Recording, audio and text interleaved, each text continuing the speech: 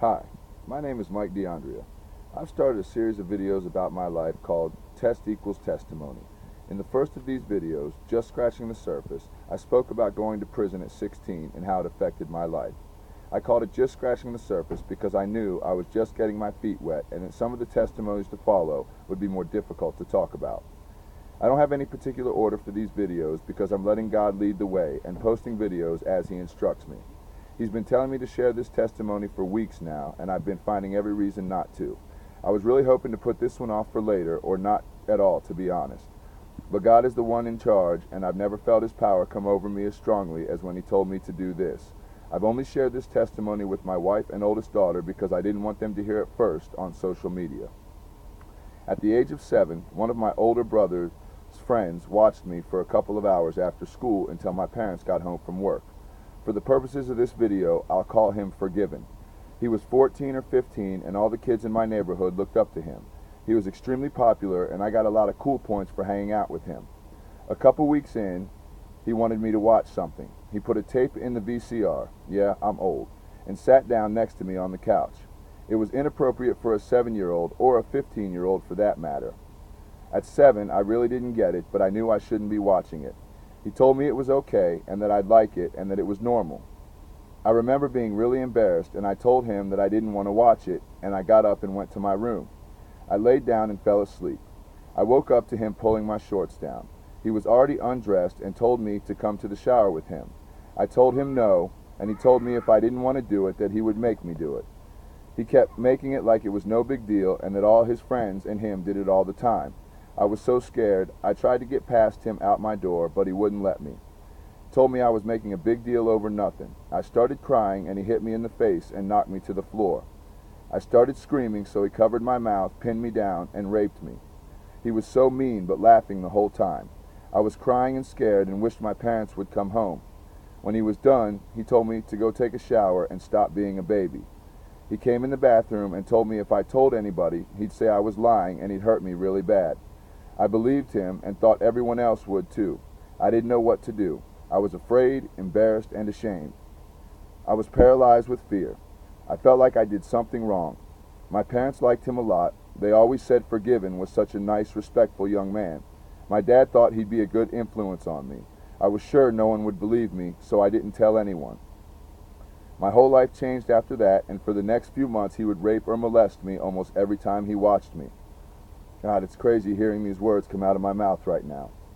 Man, I was so ashamed. Every day I tried to boost myself up to tell someone, anyone, but after it happened over and over, I thought I was doing something wrong and that I'd get in trouble. I became very withdrawn. I hated the end of the school day. I would get in trouble on purpose just to stay after school.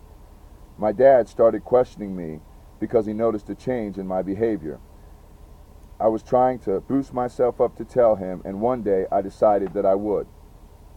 When my dad came home that night, I saw he was mad. I thought he found out and he was mad at me. As it turned out, my dad left work early to speak with my teachers to see if they could shed some light on my drastic behavior change. Well, all they shed light on was that I had lied about something stupid, told my teacher one thing and my parents another. Getting caught lying in my house meant getting beat with my dad's belt. And that's a whole nother Test Equals Testimony video. Anyway, my dad told me that what he found out, and I knew what that meant.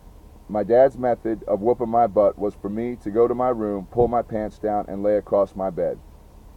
I told him I had something to tell him, and he told me sure, right after my punishment. I don't know why I didn't just blurt it out. I guess I felt like he wouldn't believe me. So he beat me real good on that day, and I decided midway through that I wasn't going to tell him. I just really felt like he wouldn't believe me. Looking back, I should have told him. I had evidence that day because my dad got home a little early, and I didn't have time to clean up Forgiven's mess. I was actually scared my dad would see it while he was whipping my butt, so I never told him. I guess at that point I had no hope. I decided that if I was dead, I'd be better off. Well, that weekend, my parents and I were going to my uncle's for dinner. He was an avid gun collector and kept them in his basement, always in unlocked cases. He loved to show them off, and I remember picking out the one I would use on the way over there. When we got to my uncle's, and everyone was settled in, I snuck down to my basement, and wouldn't you know, on this day, every single gun that man had was locked up. I was so sad, but God is good. He knew what I didn't. I saw no end in sight, and I asked God every day to kill me or to kill forgiven. A month or so later, my dad got a promotion and transferred to Florida, and we moved. I wasn't the same innocent kid I was after that, but I knew God had saved me. With all that said, I want to speak directly to anyone who is going through or has gone through this type of abuse. Anyone being raped, molested, or bullied. My biggest mistakes were not telling anyone and believing that it was my fault or that I had done something wrong. It is not your fault. You have done nothing wrong. You are a child of the Most High God, and He will never leave or forsake you. You are not a bad person. God is real, and He has your back. Your test is a testimony for others. You have nothing to be ashamed of. Tell somebody, anybody.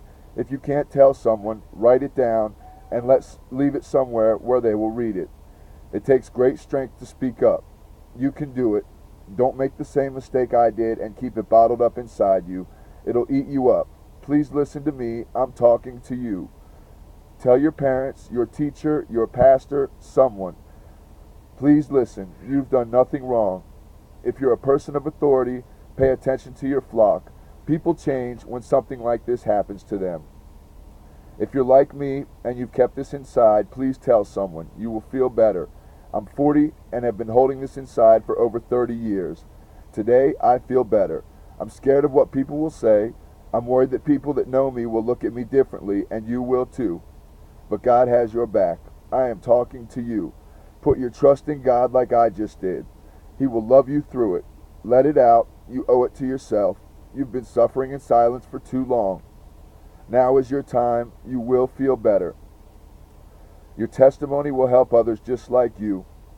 God bless you, and thank you for watching this video. If you think it will help someone else, please share it. More to come soon.